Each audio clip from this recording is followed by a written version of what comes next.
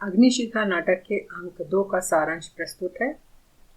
दूसरा दृश्य रात के अंतिम पहर का है। कुसुमपुर से बाहर जंगल का दृश्य है। घने जंगल में एक सजी हुई झोपड़ी जिसमें रोशनी है। दो व्यक्ति काले कपड़ों में अपने को छुपाने का प्रयास कर रहे हैं और दबे पैरों से अंदर आते हैं, फुसफुसाकर बातें करते हैं। ये दोनों आदमी भद्रभट्ट और पुरुषदत्त हैं, जो पहले आचार्य चाणक्य और चंद्रगुप्त की सेना में थे, किंतु उनका तिरस्कार किया और अब वे नंद के महामंत्री राक्षस के संरक्षण में हैं। भद्रभट्ट, जिसका नाम है अंकुश, जो चंद्रगुप्त के संरक्षण में गजाध्यक्ष था, अर्थात हाथियों की सेना का सेनापति। पुरुषदत्त, जिसका नाम है वनगा, जो अश्वाध्यक्ष तथा घोड़ों की सेना का सेनापति था। बालगुप्त भी चंद्रगुप्त के संरक्षण के मंत्री और संबंधी हैं, किंतु अब वे राक्षस के संरक्षण में पहुंच गए हैं। अब वे चंद्रगुप्त के और चाणक्य के सानिध्य से दूर हैं। सुवासिनी नंद के साम्राज्य के रंगशाला की प्रमुख नर्तकी है। राजधानी के समान इसका भी वैभव है।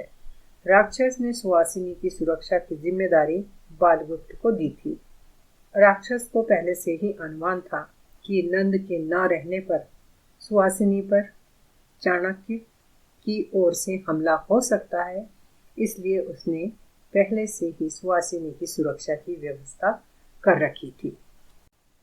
राक्षस, जो सम्राट नंद के दरबार में उनका महाअमात्य था, जो नंद की मृत्यु के पश्चात वहां से छुपकर चंद्रगुप्त के राज्य पर आक्रमण करना चाहता है और उसने कई सारे गांववासियों को मिलाकर अपनी सेना तैयार की है।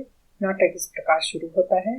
रात के अंतिम पहर में सुवासिनी पर सन्यासी का रूप धारण किए दो व्यक्ति आए थे, जो गैरिक वस्त्रों में थे। गैरिक अर्थात गेरुआ वस्त्र पहने हुए थे।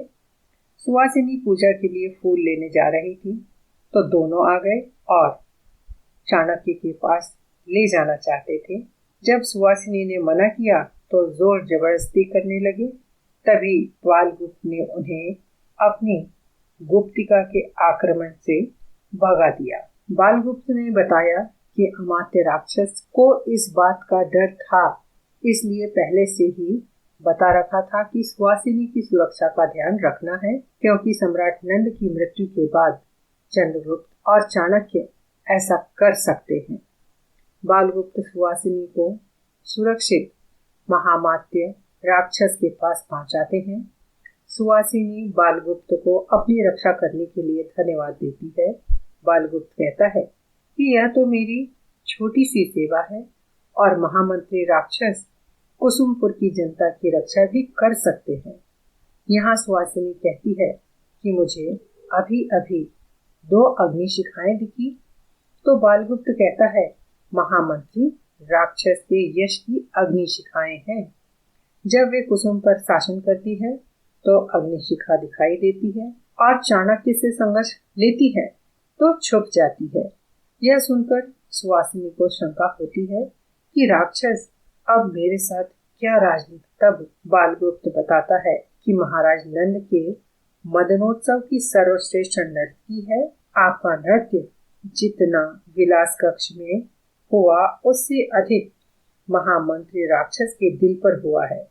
दोनों महामंत्री राक्षस के आने की राह देख रहे हैं। आते ही राक्षस ने सुवासिनी की सुरक्षा के विषय में पूछा, तो बालगुप्त ने बताया कि आपका अनुमान सही था। सुवासिनी पर हमला हुआ, किंतु मैं सही समय पर पहुंच गया और उन्हें सुरक्षित लेकर आया हूँ। इसके बाद महामंत्री राक्षस अगली योजना सुवासिनी के साथ बनाता है कि शरद पूर्णिमा के पवित्र अवसर पर कुसुमपुर में कौमुदी महोत्सव का आयोजन किया जा रहा है। चंद्रगुप्त ने दक्षिण भाग पर विजय प्राप्त की है और कुसुमपुर लौट रहे हैं, तो यहाँ उत्सव होगा। लेकिन चाणक्य राक्षस से डरा है और कौमुदी महोत्सव नहीं होने देगा, लेकिन मैं चाहता हूँ कि यह महोत्सव हो और सुवासिनी तुम उसमें नाचोगी। राक्षस पहले तो सुवासिनी से अपने प्रेम का विश्वास जीत लेता है, जिससे सुवासिनी शमशान में नाचने को भी तैयार हो जाती है। वो कहता है कि जैसे मलय कुमार के पिता परवर्तक की मृत्यु राज करने के द्वारा हुई, उसी तरह तुम्हें भी चंद्रगुप्त की मृत्यु का कारण बनना है। यह सुनकर सुवासिनी कहती है, यह कार्य मैं कैसे कर सकूंगी? तो अमात्य राक्षस कहता है कि कौमुदी महोत्सव के अवसर पर नाच में राजनीति की भूमिका होगी और वह इस समय सुवासिनी से नाच करने के लिए कहता है कि इस समय ऐसा नाच करो कि दिशाएं धन्य हो जाएं और तुम्हारा नृत्य हमारी योजना की विजय पताका बने, अग्निशिखा बने। अग्निशिखा का मतलब है एक मशाल या दीपक के प्रकाश की तरह चमकती रहे। तुम्हारा नृत्य बिजली के समान चकाचौंध जैसा होना चाहिए। सुवासिनी भी सर झुकाकर कहती है, हाँ, अग्निशिखा की तरह मैं नाच करूंगी। इस समय वह नाच शुरू करती है और अमात्य राक्षस बहुत प्रेम से, अनुराग से उसे देखता है। सम्राट नंद का महामंत्री, जिसे अमात्य चाणक्य ने उसकी नीतियों के कारण राक्षस नाम दिया था, वह अपनी सेना बढ़ाने के लिए मलय केतु को भी अपने दूत भेजकर बुलवाता है। मलय केतु भगुरायन के साथ राक्षस के पास आता है। मलय केतु के पिता परवर्तक की मृत्यु से वह चाणक्य और चंद्रगुप्त से बहुत नाराज है और इसका बदला लेने के लिए राक्षस के पास बहुत उत्सुकता से पहुंचा है। राक्षस भी मलय केतु के गुस्से में आहुति डालते हुए कहता है कि चंद्रगुप्त और चाणक्य की मानवता गिर गई है।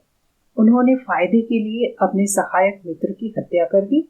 यह सुनकर मलय केतु भी कहता है कि महामंत्री, इस घटना को याद करने से ही मेरे रोम रोम में आग लग जाती है, अग्निशिखा जल उठती है कि चाणक्य ने मेरे पिता को वचन दिया था, प्रॉमिस किया था कि युद्ध में अगर आप सहायता करेंगे तो आधा राज्य जीतने के बाद आपको दे दिया जाएगा, लेकिन बदले में मेरे पिता को मार दिया और मौर्य चंद्रगुप्त ने भी इसका समर्थन किया। जीत के बाद चाणक्य ने उत्सव मनाया, जिसमें कुसुमपुर की अत्यंत सुंदर राजकन्या ने मेरे पिता को इतनी मदिरा पिलाई कि वे मर गए। पिता के मरने के बाद चाणक्य ने मुझसे कहा, आधा राज्य देने का वचन महाराज परवर्तक को दिया था, उनके बेटे को राज्य नहीं दिया जा सकता। यह वचन महाराज परवर्तक के साथ ही समाप्त होता है। इस प्रकार हम देखते हैं कि दूसरे दृश्य में महामंत्री राक्षस द्वारा कौमुदी महोत्सव में सम्राट चंद्रगुप्त को मारने की योजना बनाई जा रही है और उसमें नंद की रंगशाला की प्रमुख नर्तकी सुवासिनी का सहारा लेकर महामंत्री राक्षस चंद्रगुप्त को और चाणक्य से नंद का बदला लेना चाहता है और यहाँ उनकी योजना बन रही है और अपनी सेना को बढ़ाने के लिए और अपनी सेना को अधिक शक्तिशाली करने के लिए उसने गांव वासियों को भी प्रेरित किया। साथ ही महाराज परवर्तक के बेटे मलय केतु को भी उकसाकर उत्साहित करके अपने पास बुला लिया है और उसे भी चंद्रगुप्त चाणक्य के खिलाफ खड़ा कर रहा है। आगे क्या होगा यह हम नाटक के तीसरे भाग में देखेंगे और इसके साथ ही इस अंक पर आधारित एक अंकीय प्रश्नमाला तैयार की गई है, जिसके उत्तर भी यहाँ पर दिए गए हैं और यह प्रश्न और उत्तर केवल आपको परीक्षा में उत्तर लिखने के लिए ही सहायक नहीं होंगे, बल्कि इन्हें अगर आप ध्यान से देखेंगे तो यह आपको सारांश लिखने, टिप्पणी लिखने या ससंदर्भ व्याख्या करने में भी बहुत सहायक होंगे। इससे संबंधित अगली वीडियो लेकर हम जल्दी ही उपस्थित होंगे। तब तक के लिए धन्यवाद।